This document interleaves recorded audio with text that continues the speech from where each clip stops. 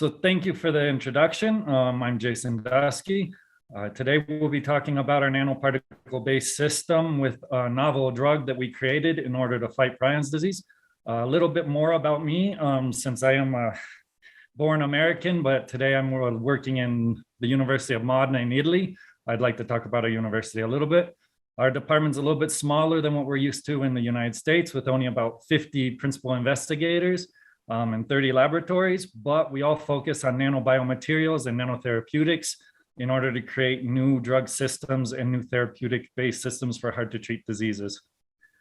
I won't go too much into the details of the disease, since I'm pretty sure most of you know as much about it as I do, but I would like to point out one important fact, that this disease is caused by a protein, which is the prion protein C, which is a natural protein that we all have in our bodies that's soluble and can be degraded in our system, so therefore it's not toxic. However, a change in its 3D structure can lead to it to group together with other proteins and become insoluble, and therefore the body can no longer degrade it, and this is what causes the toxicity in the system, and this will be important for the drug that I'll be talking about today.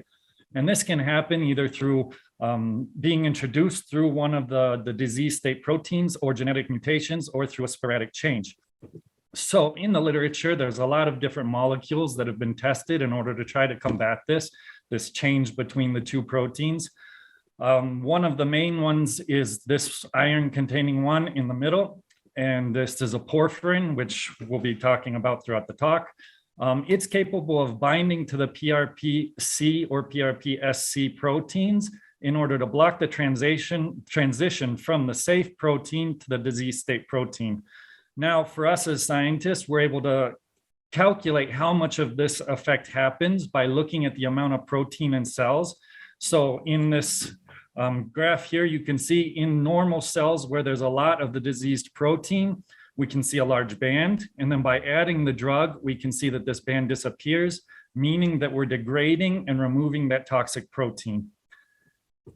Now, we're trying to create new, novel, and better drugs, and so in our collaboration, we've created a new drug based on this first iron-containing molecule, which unfortunately I can't show the structure of due to confidentiality agreements, but we can compare them directly based on the results. So in the ability to knock down the disease state protein, we can see that our protein at the same concentration of the iron-containing protein actually has a larger knockdown effect compared to that, which is the prominent drug in the literature. More importantly, or more interestingly, is that this iron-containing molecule does not affect the safe natural prion protein that we all have in our systems. Instead, our drug actually does knock it down. And you might be asking why we would want to destroy or remove a protein that we all have that's safe and that's natural. But scientists have actually discovered that even the natural protein is not critical to being healthy. So there's animal models that show that even without the natural protein, that they are healthy and there's no problems. And this is very important for us for a few reasons. One is because testing the disease state protein is actually very dangerous, because we're putting ourselves into contact with this disease state protein. This allows us for safer testing because we don't have to use disease state cell models. We can use just the natural cell models, but it also leads to cheaper testing. And it also leads to the possibility of, it also leads the ability to stop the disease before it happens, so a preventative effect. However, this drug that we created, when injected in the mice models, is cleared from the blood rapidly, and so it goes directly into the liver and is removed, and therefore has no effect, and it cannot get to the brain, which makes sense because our brain is naturally designed to protect us from anything that's trying to get from the blood and into the brain, which is important because it's our control system. And this is because it can block 80% of all drugs that go into the bloodstream. So for that, we have to look towards nanomedicine-based approaches, which there's lots of different types of nano-based approaches. Maybe some of you have been keeping up with the COVID vaccines, which are lipid-based nanocarriers. But there's lots of different base nanocarriers, and what they are nanoparticles that can be ranged from about 10 nanometers up to 100 or up to about 500 nanometers. And this puts us in the range of nanoparticles that would be about the size of a small flu virus or around a bacteria. And these are very important because they can allow us to increase the compatibility of certain drugs with the human body. And it also allows us to target these drugs to different parts of the body, such as the brain. By doing this, we can lower side effects, and we can also control the treatment where the nanoparticles can release the drug over long periods of time, meaning it's not just a one-shot short-term treatment, but it can also be long-term, decreasing the number of doses and how often we would have to treat for any disease state. In our lab, we specifically use a polymer called PLGA to make our nanoparticles, which is polylactic coglycolic acid. It's a safe FDA-approved polymer. It's fairly inexpensive and creates these nice round particles that can be loaded with drugs. More importantly, we've shown that by decorating the surface of these nanoparticles, we can deliver it to the brain at about 10% of dose, which is about 100 times more than what you would expect any drug to be passing into the brain. And we've shown this already in another disease state model. So now that we have a new drug that is better than that works better than the one in the literature, and a way that should be able to transport it to the brain, we wanted to optimize these nanoparticles to carry our drug to the brain. Not to get too specific, but by loading the drug into the nanoparticles, we can see that we can maintain a desired size. They are uniform and reproducible, so then we don't have to worry too much about different batches having different effects. And by optimizing the amount of drug, we can load high amounts of drug into the nanoparticles and not waste a lot of nanoparticles, making it less costly to produce these nanoparticles.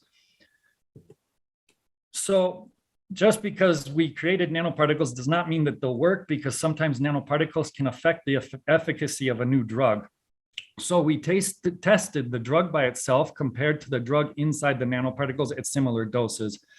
And surprisingly, we actually found that the drug, when encapsulated in the nanoparticles, has a higher effect, which you can see on the left side, the left green box, compared to the right green box, which would be the drug alone. So inside the nanoparticles, we actually have a stronger effect of the drug.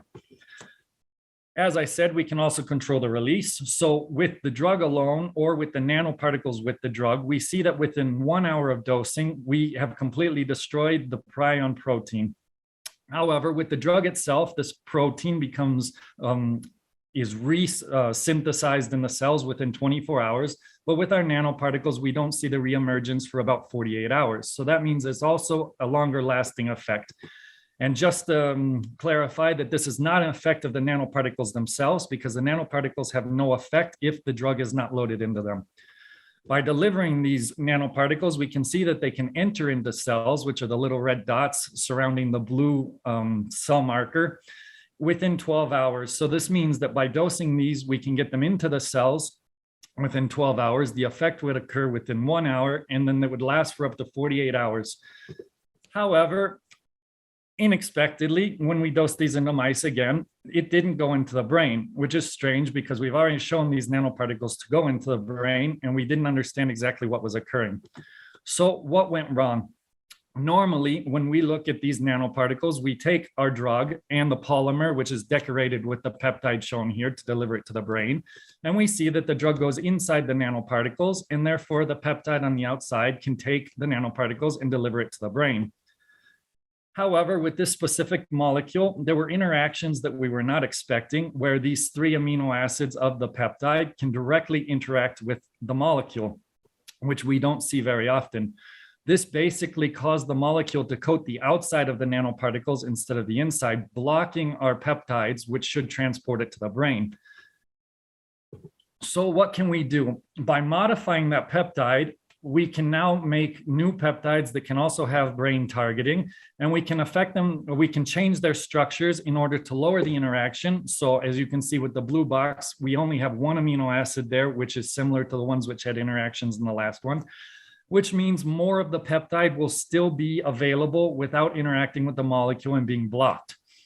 More importantly, we added a spacer, another safe FDA-approved spacer, in order to lengthen the peptide in order to remove it from the surface of the nanoparticles. So therefore, even if our molecule binds the nanoparticle surface, the targeting peptide is removed from the surface and therefore will be outside the range of the drug, allowing it to still have targeting effects.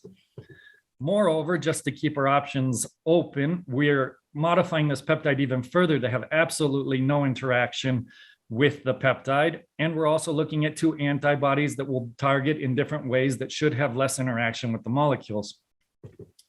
So in the end, we've created a new molecule which can degrade both the normal and the disease state prion protein. It works better when encapsulated in nanoparticles, giving us even higher therapeutic potentials. And we've elucidated all the interactions which had the molecule binding to our targeting peptides and blocking their ability to target to the brain. So now that we have these new peptides designed with less interaction, we're synthesizing them and testing them for their interaction, as well as with the antibodies. And mouse model testing is now underway to deliver this new molecule to the brain and knock down the prion proteins in order to have a therapeutic treatment. With that, I would like to thank everybody who has helped fund us and all of the family and friends who have been affected by this terrible disease. And lastly, I would like to thank my group and all of our collaborators, which have allowed us to create such a promising therapeutic treatment with the new molecule and our nanoparticle systems. Thank you for watching, and I would gladly take any questions.